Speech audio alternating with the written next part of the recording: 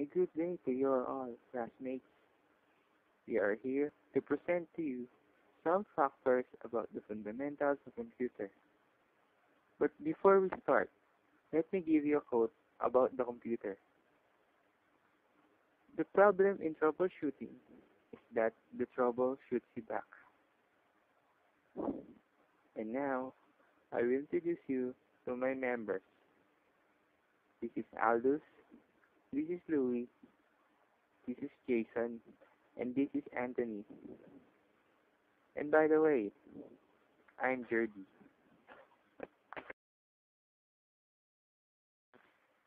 And we are the Wonder Boys. What is computer?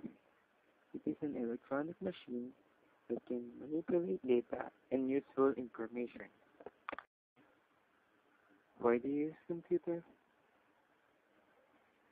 The computer has been part of the daily life of the people. The computer is a big help to us. It can compute accurate data. It can be a source of entertainment, or it can be used as a tunnel of communication.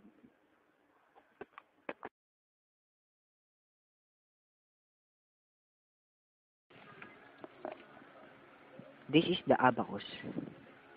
This was invented by Li Kai-chen, a Chinese inventor. This is the first computing device. This can only perform basic math. This second picture is the Napier's bone. This was invented by an English mathematician named William Oughtred. This device is a table of logarithms that is made of ivory.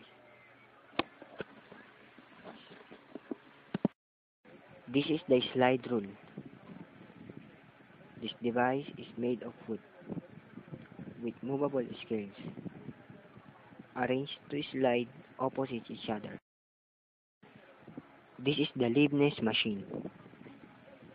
This is a machine that can do the four fundamental operations and a square root. And it was invented by a German mathematician named Gottfried Wilhelm von Leibniz. The Jacquard loom. It uses hole punch cards, and this machine can move a variety of patterns.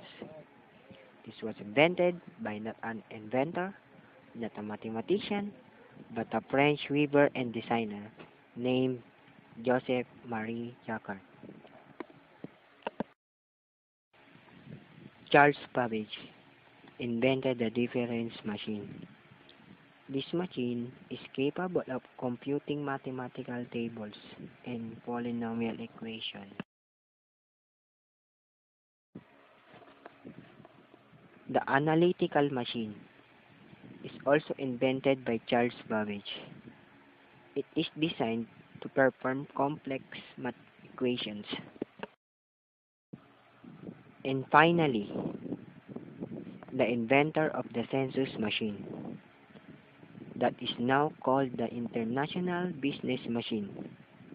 His name is Hermann Hollerith.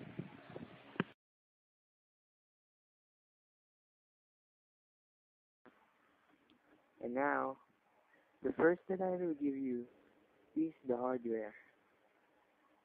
A personal computer is made up of multiple physical components of computer hardware, upon which can be installed system software called an operating system and a multitude of software applications to perform the operator's desired function.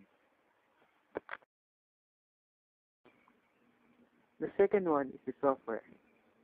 This is a collection of computer programs and related data that provide the instructions for telling a computer what to do and how to do it.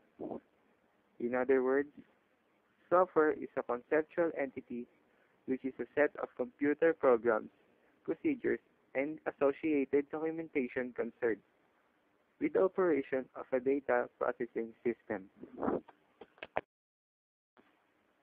The last one that I will give to you is the peopleware. It refers anything that has to do with the role of people in the development or use of computer software and hardware systems, including such issues as developer productivity, teamwork, group dynamics, the psychology of programming, product management, organizational factors, human interface design, and human-machine interaction. The examples of these are graphic artists, programmers, and engineers.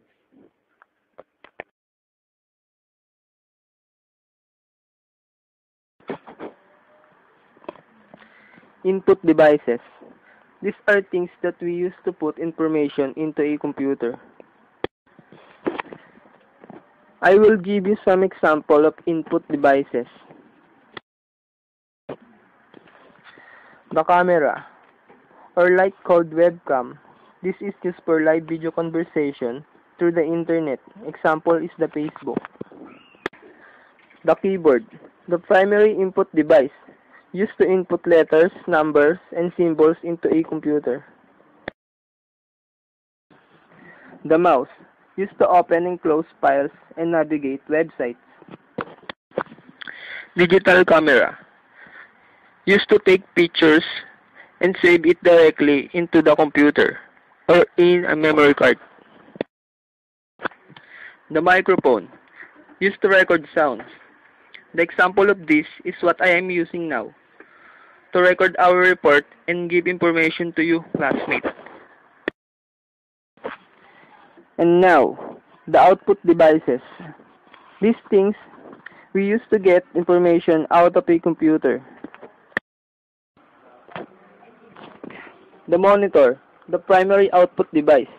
It is a screen and looks like a television that displays information that is on the computer. The printer. It prints whatever is on the monitor onto a paper. The speaker. It gives us sounds output from computer. The headphones. Same function as the speaker, but it is worn in our head and only the wearer can only hear the sounds. The disk drive, used to record information from a computer onto a floppy disk or on a CD.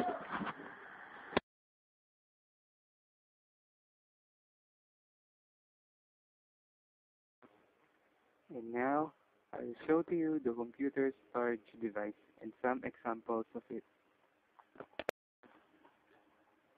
The storage device is where we store the data or the files that we made. There are storage devices that are commonly used by people, and I will give to you some examples of it. The floppy disk. These are plastic square disks, and it can contain about 144 million bytes. The zip disk. It looks like a floppy disk, but a little thicker. It can hold about 200 MB of data. Compact disk. It can hold about 650 MB. There are two types of disks, the recordable and the writable. The difference between a CDR and a CDRW is that CDRW can write and erase data as many times as you want. Digital video recordable. This can hold about 4.7 gigabytes and are used to record movies on. And now, I'll give to you the uncommon storage devices. The removable hard drive. It can be inserted and removed anytime in the computer. And it can hold about 2 gigabytes of data. Internet hard drive. This is the storage space provided by Internet. The flash drive. Same as removable hard drive, only smaller. can hold about 256 MB to 4 gigabytes, uh, depending on its product definition. PC card. This is a card that simply adds storage onto most handheld computers like notebooks. Smart card. These are in the size of an ATM card, and it requires a smart card reader to update data for you. Storage tape.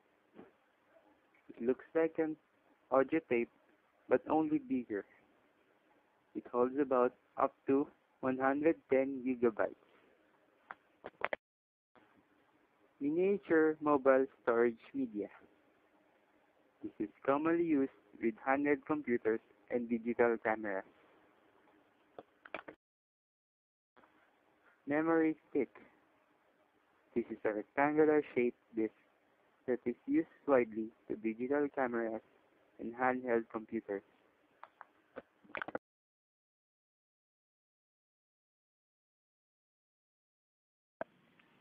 Before I report about the processing cycle, let me tell you what is the most important ingredient in the cycle, the data. The data is the raw materials of the electronic data processing system. These are the facts and figures that must be fed into process and outputted to provide the needed info to the user. And now, I will discuss about the electronic data processing cycle. What is data processing cycle? This is the processing of data through use of computer. The first of the EDPC is the input. This is the feeding of the raw materials or the data into a readable format for the use of computer. The second phase is the processing. This is the transforming or converting of the raw data in a meaningful information. Finally, the output, the last phase for the EDPC, the outcome and result of the computation and the related activities out and converted it into a hard copy. And now, I will discuss about the expanded data processing cycle. It is the same as the EDPC, but only it consists of 6 parts. The first phase of the DPC is the origination. This is the main idea of a human of what he will do and what he will input in the computer. The second phase is the input. The third phase is the processing. Fourth is the storage. This is where we store the finished file data or information that made. This is for future use for backup. The fifth phase is the output. The sixth and last phase is the distribution. This part is where we multiply the hard copy of the finished data or information and distribute it.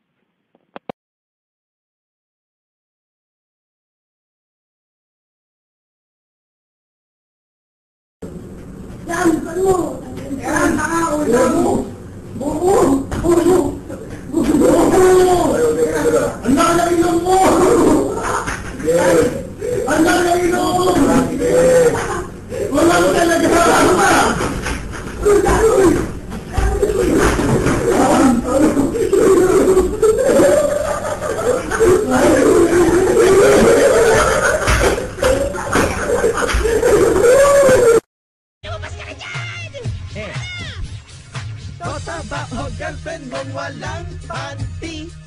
Dota ba o girlfriend ang priority?